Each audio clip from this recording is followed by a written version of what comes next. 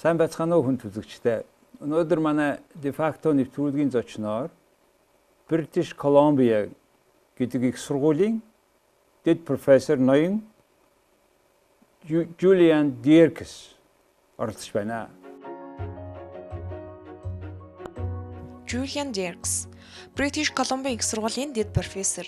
Julian Dierkes нь социологийн чиглэлээр 1992 онд Калифорний их сургуульд бакалаврын зэрэг, 1996 онд Пристоны их сургуульд магистрийн зэрэг, 2003 онд докторийн зэрэгээ тус хамгаалжээ.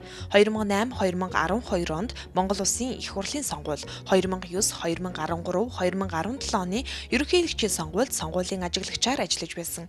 Тэрээр томоохон нэр хүндтэй судалгааны сэтгүүлүүдэд Монголын талаар нийтлэл бичдэг ба Монголын улс төрийн эрсдлийн талаар зөвлөгөө өгдөг. Бритиш Колумбын их сургуулийн Аз судлалын институтэд дэд профессороор ажилладаг. Берлиний Хюмболтын их сургуульд Монголын улс төрийн талаар хичээл заадаг. Good evening. Hi Tiger, how are you?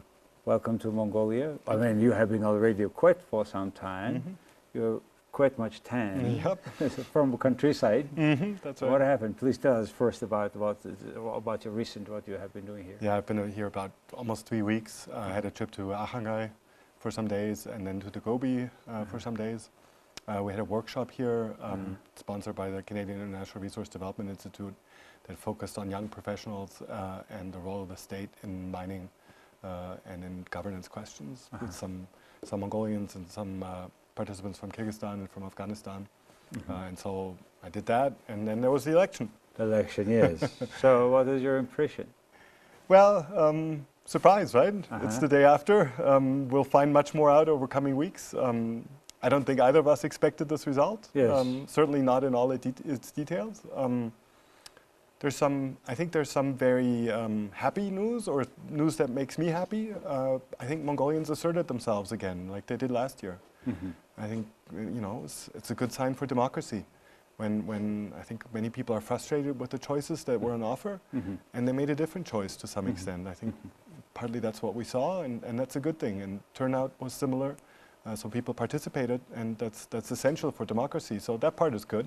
Yeah, well, your observation is important because you have been following what's going on in Mongolia for quite some time. You have been visited many times. Please tell us your connection, why Mongolia and when it happened, and what are you doing in that regard? I grew up in Berlin, in West Berlin, and so when we visited East Berlin, we always had to exchange money. It was mandatory, and there wasn't very much to buy in East Berlin in socialist times. But books were one of the things we often bought, and so at some point I picked up the first book that Газрын wrote in German. Of course, he's Tuvan, which makes him Mongolian, but a little bit different. Anyway, he's a wonderful writer in German, and I very much liked his books and followed him. But I became very interested in Japan and learned Japanese and spent some time in university in Japan. And didn't really have a chance to act on my Mongolia interest, but then I took the Trans-Siberian from Beijing to Berlin in 1991. So that was the first time I was in Ulaanbaatar for 10 minutes. But then I moved to Canada in 2002. And of course, 2003, the Ivanhoe discoveries, Oyu-Tolgoi come along, shows up in the newspaper in part because Canada is so involved in mining financing. And then in 2004, President Bakban came to Canada on a state visit and visited our university.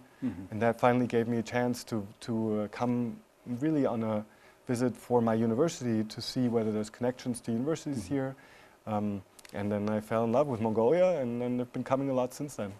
And also you study very closely development in Mongolia, political development in particular, and you are one of the authority in Canada, and actually in the Western world, to understand Mongolia risk.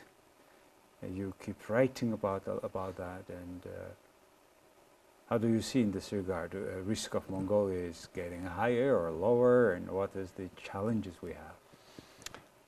I should say up front is that I really believe in Mongolia's potential, and that's what keeps me going in my interest, that I think the conditions are good.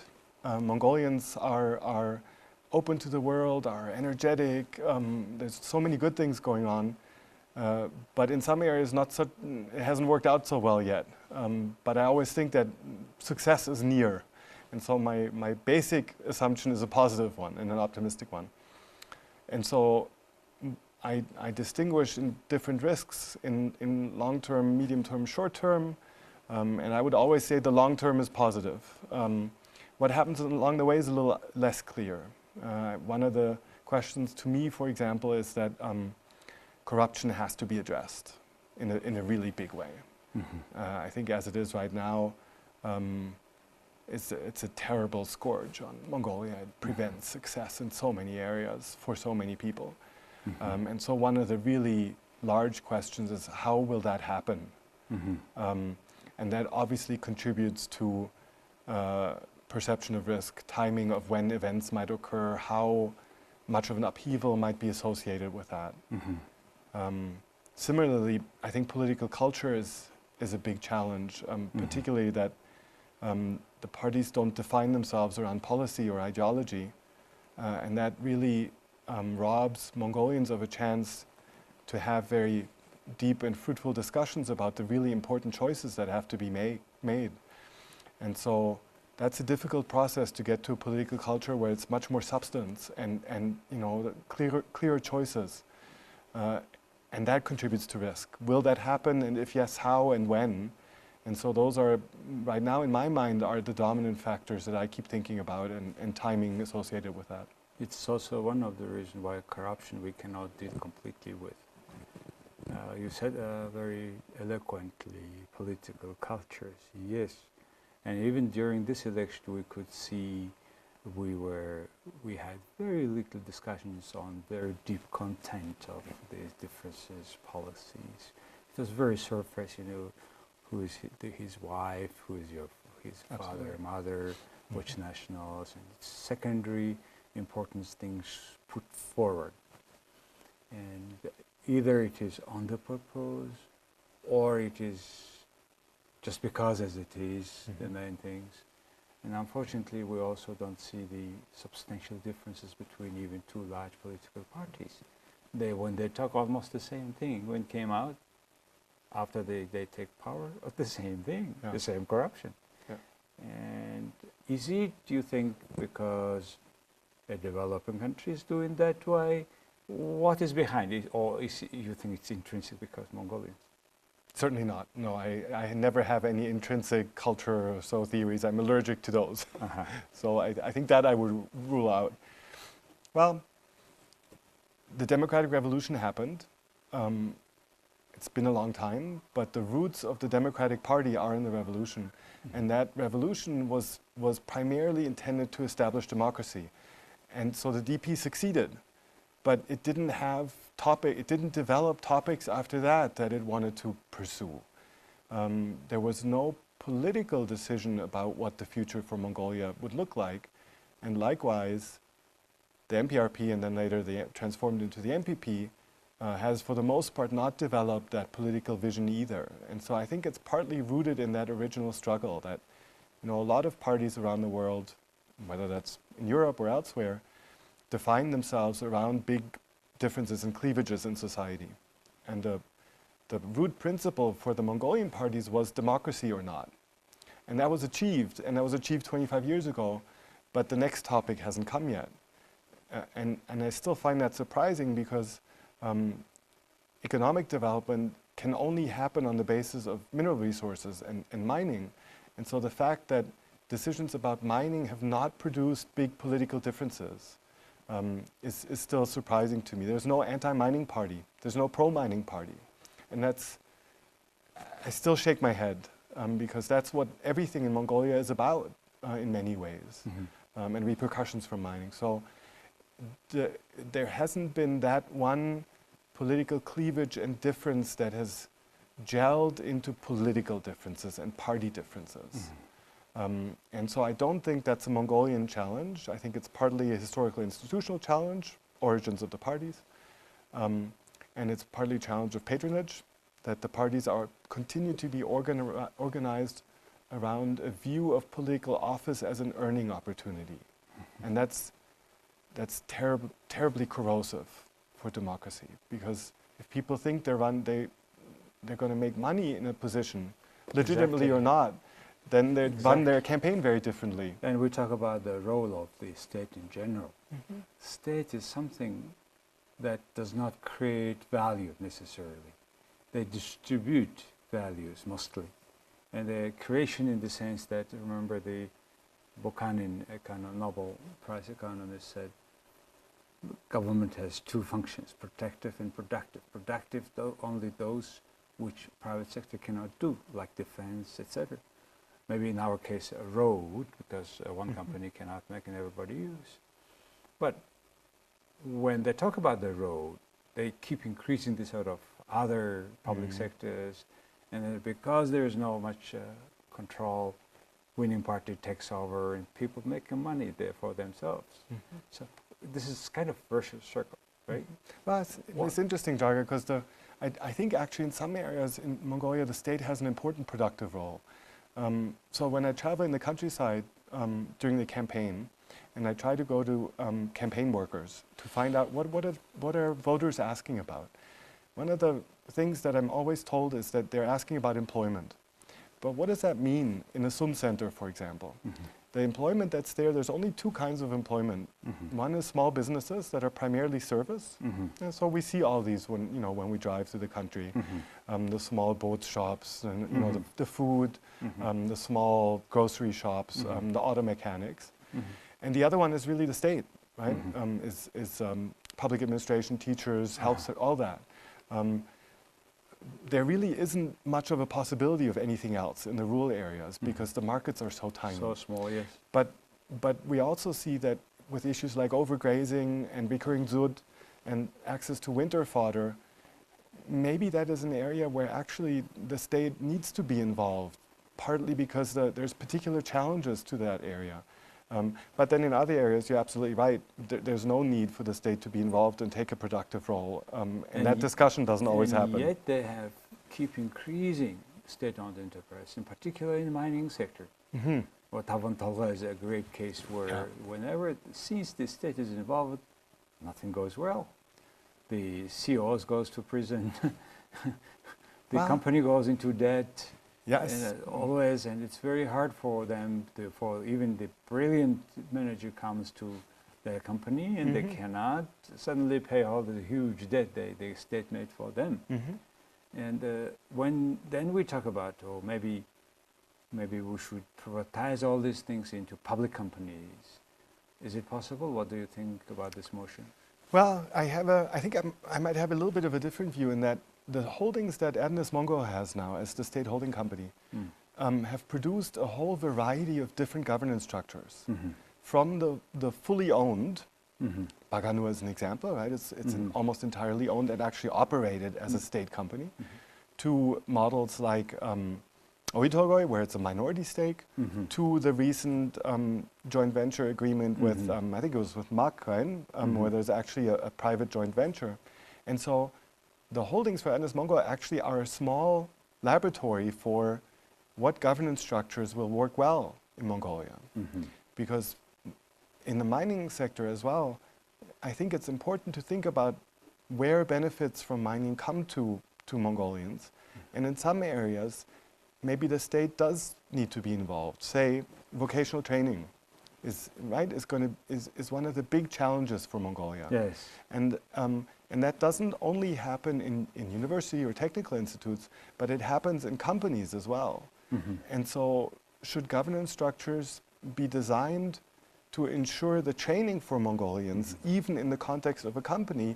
I think that's important to think about. And so from my perspective, I do agree with that. Right? With withdrawal of the state and privatization may not produce the benefits that I think ultimately Mongolians deserve from their work and their resources. So state is to care of vocational training, you said. Yes. What do you think about then, say, 34% of strategically important deposits? I mean, I don't see this sort of arrangements in Australia or in Canada and having certain shares. 34%, it is not even controlling shares. What is your opinion on that? Was it the right things to do or not? It's hard to say. I mean, it was politically necessary. So in the end, I think that's the decision that was made. I also think it's, the right way probably doesn't exist. There's such if you look globally, everyone is or the places where resources play a big economic role are a challenge to policymakers, to investors, and to the public, because we don't have a formula. Even if, obviously, in Canada, there's a longer history of a mining industry, but that's a constantly evolving relationship between investors and the public. And there's no easy formula, there's no model that's perfect. And so that gets us back to our earlier discussion of the political culture. That discussion is necessary in the political realm. Which was not, in this case, there was not professional debate on that. No. Now, concern was, do you have 34% of investment in shares, everything, and you pay now your investment, and they also charge the interest rate on that investment you are not paying, so they carry for money they charge. And you now say 20, 30 until we have no dividends. Mm-hmm. But the other side, supporters of other arguments said that no, we should have from the beginning 9%. Today's 5% from OT, 9% from our for royalty. Mm-hmm. That would be cash flow would be positive to Mongolia from the beginning. What is your account on that? There's a number of benefits that can accrue from mining activities, and cash is the most flexible, right? So it leaves the greatest opportunity for democratic decisions about what to do with that cash. But that doesn't mean that taking ownership stakes is necessarily terrible. That you can make that work, and there's certain advantages to different governance structures and disadvantages to other. And so one of the disadvantages you just pointed to, which is particularly in the case of the technology necessary for Oitogo, huge upfront investment, and that means debt. So it means a delay of revenue streams.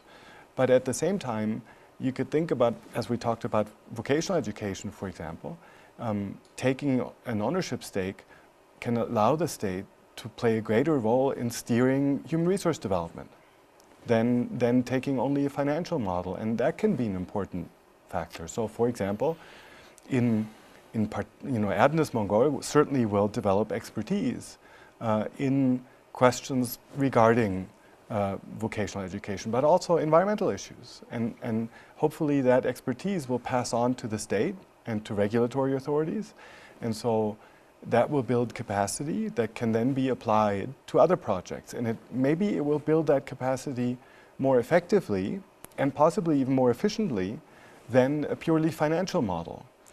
I don't know that, but that needs to be examined, and that needs to be a debate in Mongolia. Yes, this is one of the plan of one of the candidates to reconsider our positions with OT. It doesn't mean that he will stop or terminate everything, but reconsidering our role in the business. One of them, for example, if we want to rid off this 34%, we could sell the share on the capital market at the time when the value is good. Mm-hmm. For example, maybe when the second underground part is opening, just to start operating 3 years from now. Mm-hmm. That would be a good time probably to sell the shares, but what we will do with this money too. Mm-hmm. And that share could go to, for example, sovereign wealth fund. Yes, yeah, sovereign wealth fund. And we talk about that fund a lot, but not yet we have it. How do you see the role of this sovereign wealth fund?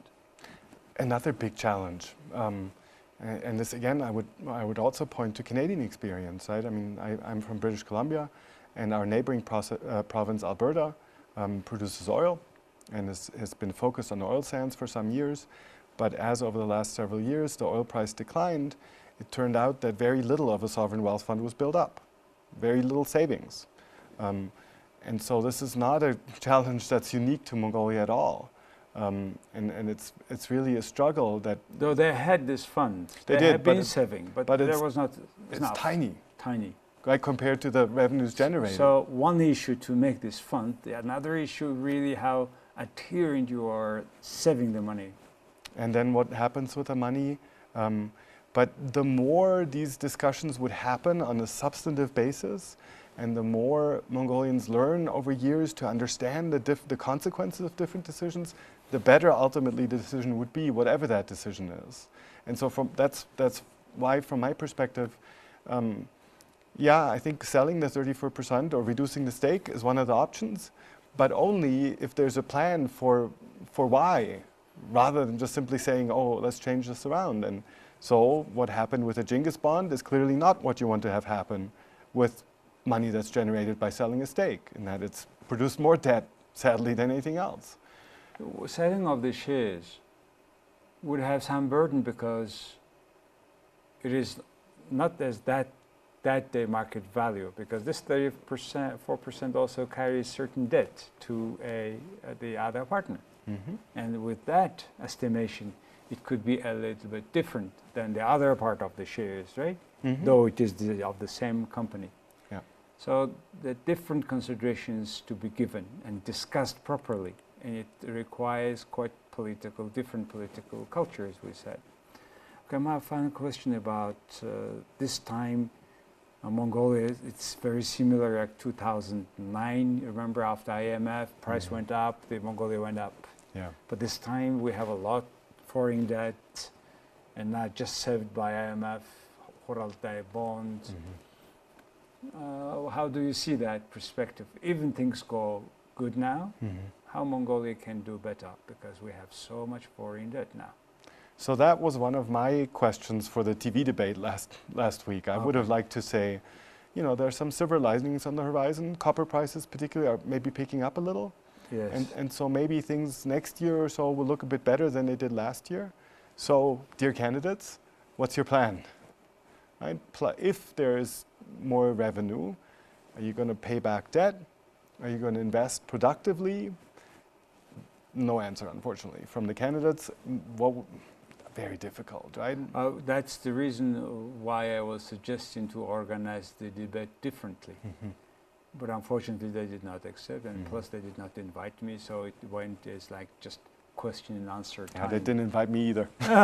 It's like lottery. The question was. Yeah. With this huge amount of government foreign debt, another $800 million we pay now what in 8 months from now, and that money we don't have it, and I don't think we will make it by that time. Right. So it will be another concern, because IMF money is only 440 million. It goes before that. Right. How do you see the exit from that? Well, I mean, it's going to be a series of bridge loans of sorts, right? Until revenues really pick up. And whether they ever do, we don't really know, right? So that's why it's better to have some saving from now.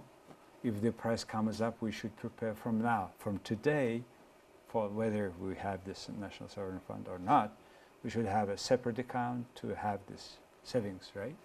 Ideally, yes, I think so. Ideally. I think a lot of the focus should be initially on paying off the debt, which is very unfortunate, because it means no leeway for productive investment, for example, in a whole bunch of areas, whether that's education or infrastructure or diversification. But there's no funds for that, because the debt is going to either demand all the money to pay it off or demand all the money to even service it. So finally, a few questions about yourself. You are German, born in West Berlin, went to US, to England also study, and then end up now with Canada. Tell us about what you do now. So before I discovered Mongolia, I've been doing a lot of work on Japan, on contemporary Japan, Japanese education particularly, and I'm continue to be very interested in that. And it's substantially very different from the work I do here. But that's exciting to me. I like different topics. I teach in a public policy program, in a Master's of Public Policy and Global Affairs. At the University of British Columbia, we have the good fortune that we have a strong and very interesting mining engineering program that attracts a lot of Mongolians. So I have the great fortune to have a somewhat steady stream of Mongolian graduate students. That allows me to do some of the things in Mongolia that I certainly couldn't do on my own. We have our Mongolia blog that has been going now for almost 6 years. That is a lot of fun to work on, and that I hope some people find interesting. That involves some of the graduate students, a lot of Mongolians as well.